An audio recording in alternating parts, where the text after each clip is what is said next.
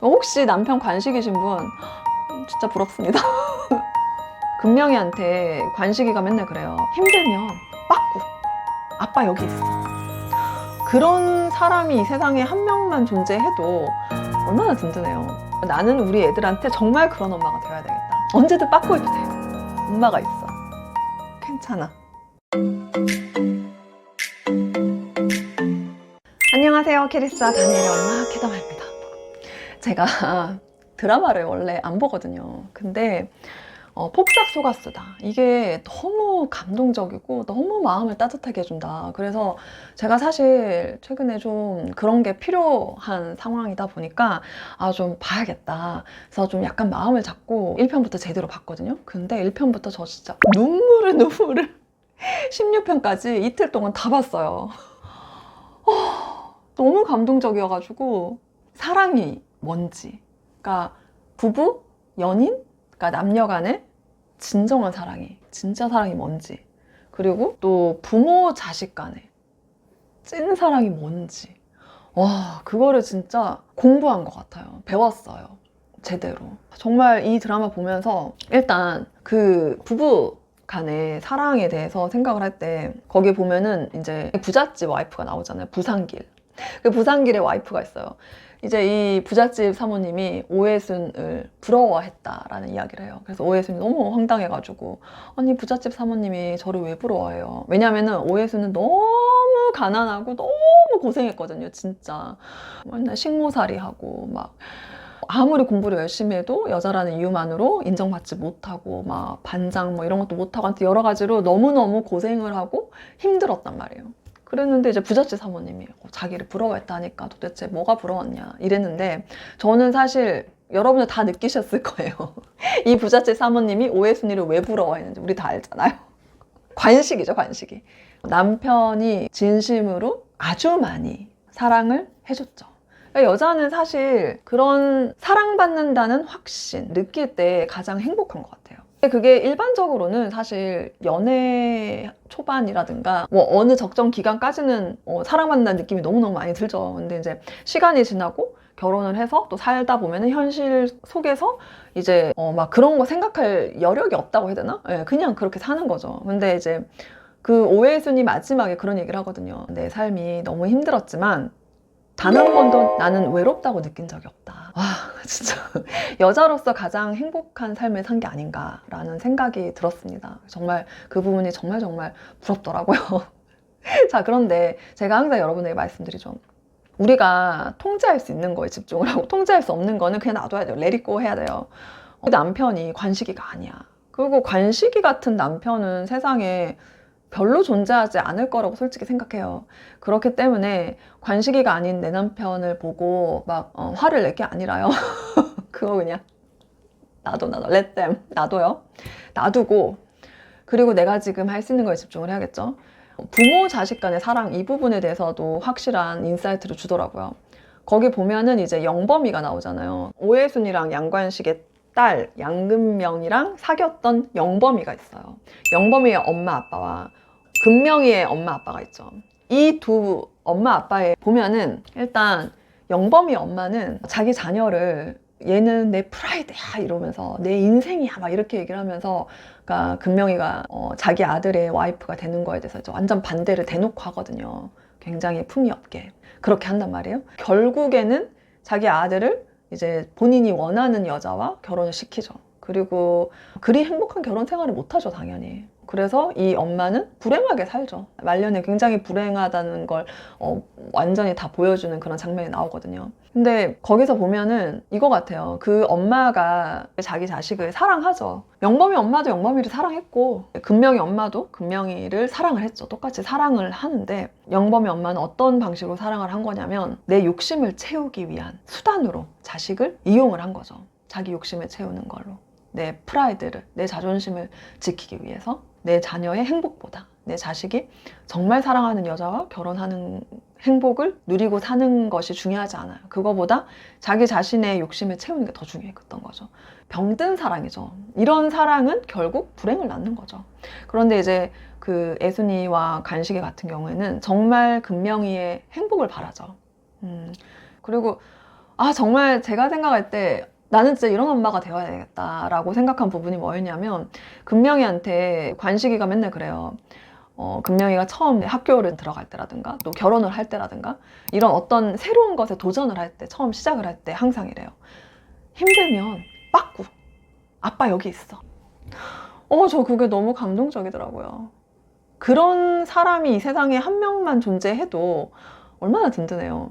내가 실패할까? 실수할까? 무섭잖아요. 뭔가를 시작하려고 할 때. 누구나 그렇죠. 누구나.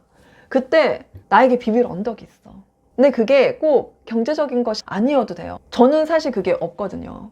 그래서 제가 자기계발 하기 전에 굉장히 자존감이 낮고 우울했다고, 부정적이었다 이런 말씀을 드리면 다들 안 믿어요. 그때 제가 몸이 약한 것도 있었지만 사실 저는 기본적으로 그때나 지금이나 비빌 언덕이 없어요. 그런 정신적으로 비빌 언덕. 언제든 돌아가면 100% 200%내 편이 되어주고 내가 편안하게 쉴 수 있게 해주는 어떤 안식처 같은 그런 사람이 이 세상에 한 명도 없어. 저는 그렇거든요. 그렇다 보니까 결혼을 하고 나서 애들을 낳고 키우는 이 모든 과정들이 쉽지가 않잖아요. 거기에서 왜 여러분들 좌절 많이 하시지 않았어요? 아, 난 정말 나쁜 엄마야 라든가 난 정말 형편없는 아내야 이런 생각 많이 하시잖아요.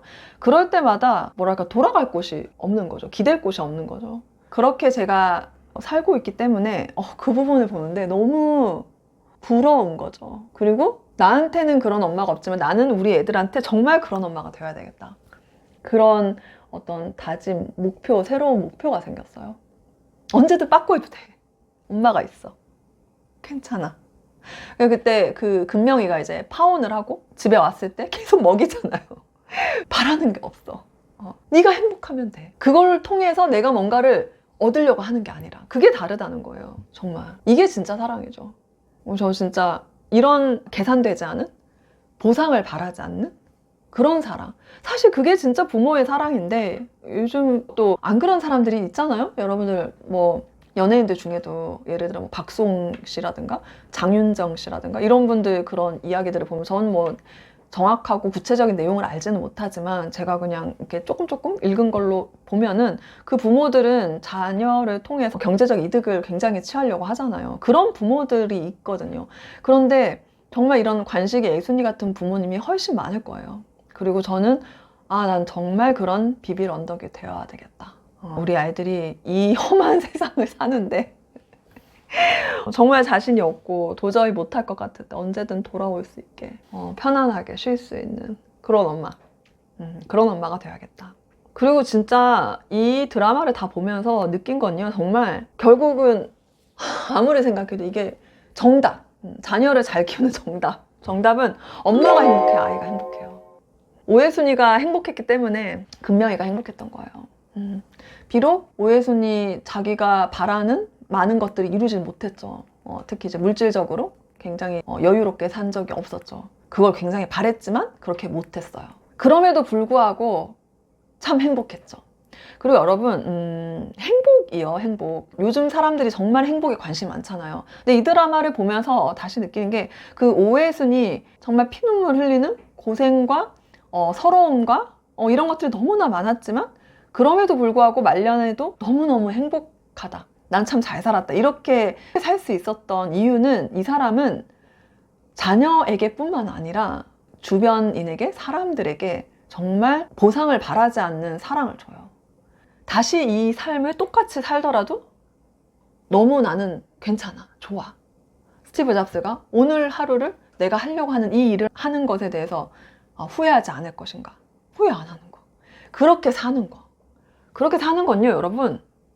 다른 사람들에게 도움을 주는 거예요.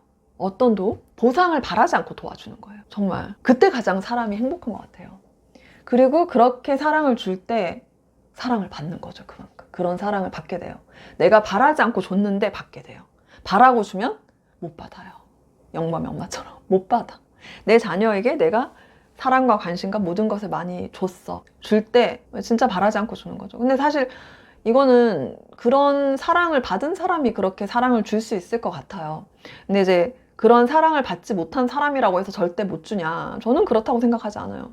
저는 항상 사람은 다 성장을 한다고 믿고 있기 때문에 정말 진심으로 바라고 그래서 공부를 하고 그리고 그걸 꾸준히 하면 누구나 무엇이든 그 바라는 바를 이룰 수 있다고 저는 생각해요.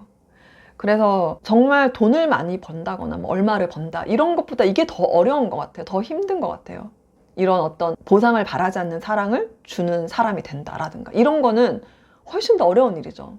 근데 그런 사랑을 받다 본 적이 없는 사람도 할 수 있다. 이 가치를 확실히 알면. 사람이 확신을 가지면 실천을 하게 되거든요.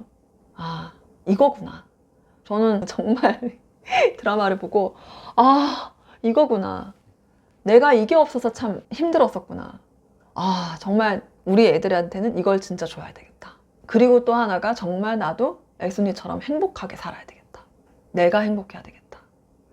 거기서 이런 장면 나오거든요. 상견례하는 자리에서 금명이가 국을 이제 퍼가지고 주는데 이제 다른 사람들은 다 막 시어머니, 시아버지, 아빠, 엄마한테는 막 많이 떠요. 되게 푸짐하게 떠서 주고 그리고 나머지 남은 거를 이제 자기한테 떠서 먹는 거예요. 그걸 보고 이제 애순이가 너무 속이 상하는 거예요. 왜냐면은 그대로 보고 따라한 거죠. 애순이가 그렇게 했었거든. 시집살이 할 때 맨날 자기 거는 제일 안 좋은 거, 남은 거 그거를 금명이가 보고 자란 거죠. 그래서 금명이가 똑같이 하고 있는 거. 너무 속이 상하는 거예요. 그러니까 여러분, 내가 하는 걸 애는 그대로 따라해요. 애가 정말 행복하게 주체적으로 사는 거, 우리가 그걸 바라잖아요.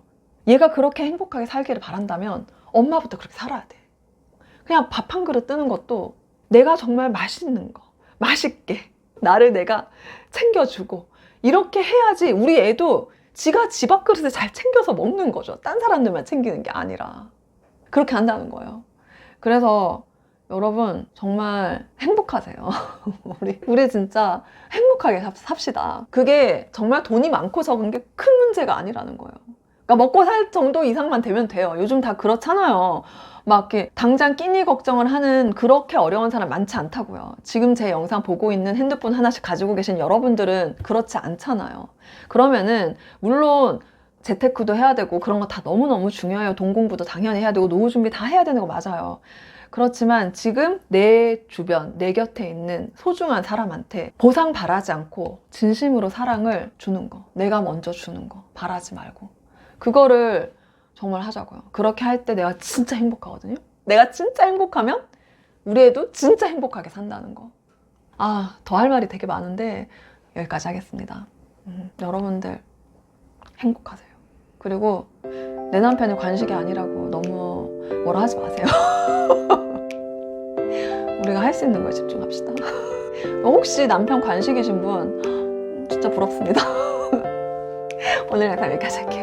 감사합니다.